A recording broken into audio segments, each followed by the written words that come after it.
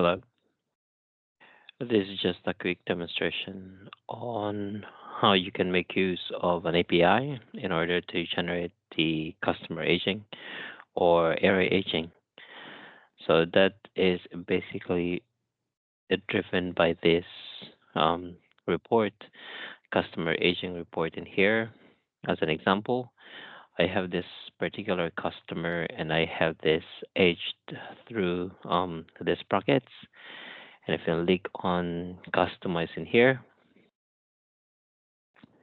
this is the I'm using multi currency accounts at the moment, and I would like to present the customer aging based on transaction currency, and I have this aging, from 0 until um, more than 121, and more.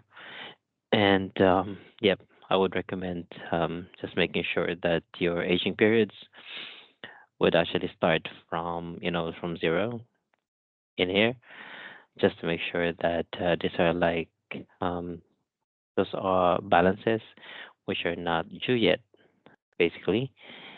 And yep, so as we know, you have an option in here. What will be the basis of the date? So at the moment, I'll be using 30th of November. So just based on due date in here.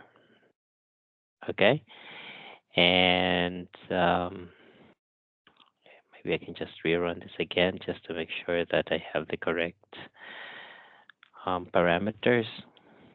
So let's start from scratch. I'll be using AUD in here, base currency. That's my aging periods, and I'll make it end of November, and just based on due date in there. But this one here, I'll be using this customer, and let me just show the detail here as well. And just to match the API for API for AR aging. So I have the aging periods. As what you can see, it starts from from 0 until 121 and more, which is what I have in here. So we can just compare the results basically. And this is for this customer, as what we can see, same as that one there. And this is for location 400. I know that um, the it actually should be run on the entity level. So that's why I have it, the location being identified in there. And as of date, as what you've seen earlier, as of 11/30, 2023, or November 30, 2023 here. And you have that parameter as well. Use due date true. Yep, we would like to age it based on the due date.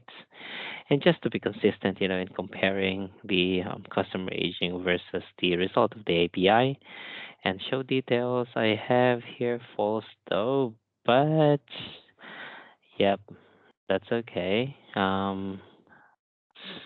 With show details, yep, okay. I'll just make it summary then, if that's the case. And let's just click on view and what this actually looks like. All right, so this is my output now. I have for 0, which are not yet due as of that day, right? And we have 74 and I have 264 overdue between 1 and 30 days, right? As of run date, which is 30th of 11. Okay, so let's have a look. Let me just run first the API session just to make sure that we are still connected. So I'm running it at the entity level in here, and it's a success. And if I run that API now for API aging, so this is actually based on the documentation that is available through the developer portal. So you'll be able to get this um, API call through there and a lot more, right? I've run it earlier anyways, but I've run it again just to make sure that this is actually working. All right, looks like it's a success this time, which is good. And I have here, um, okay, so this is what we're looking at. So aging from 0, we have 74. Is that the amount? Yep, we have it 74 there. And if you look for, 1 to 30, we have 264. Is that what we're seeing at? Yep, 264 and total of 338. And let's look at the other brackets as well of the IJ just to make sure there's nothing is displayed there. So from 31 to 60, 0.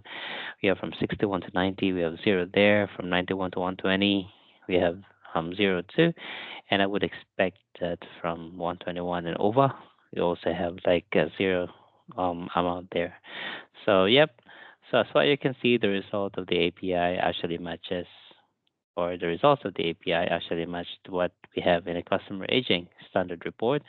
And just to make sure, when you try to reconcile the API results and the customer aging, just to see the validity or the correctness,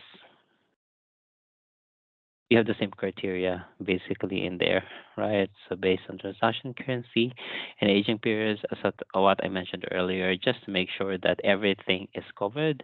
So it has to start from 0 because this will be like the not like transactions which are not yet due will fall under 0 bracket.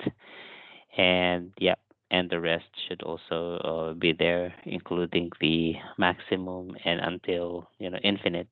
So there should be like an indicator there. In our example, we have 121 and over is there, and it's based on the due date, and that's what we mentioned on the API call, just to be consistent and show details. I made this false, and yep, here on the I have it report type as summary. So because that's show details as false there. So yep. So it looks like we are having consistent results when the API is run for the AR aging.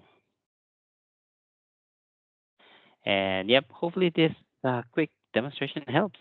Thank you.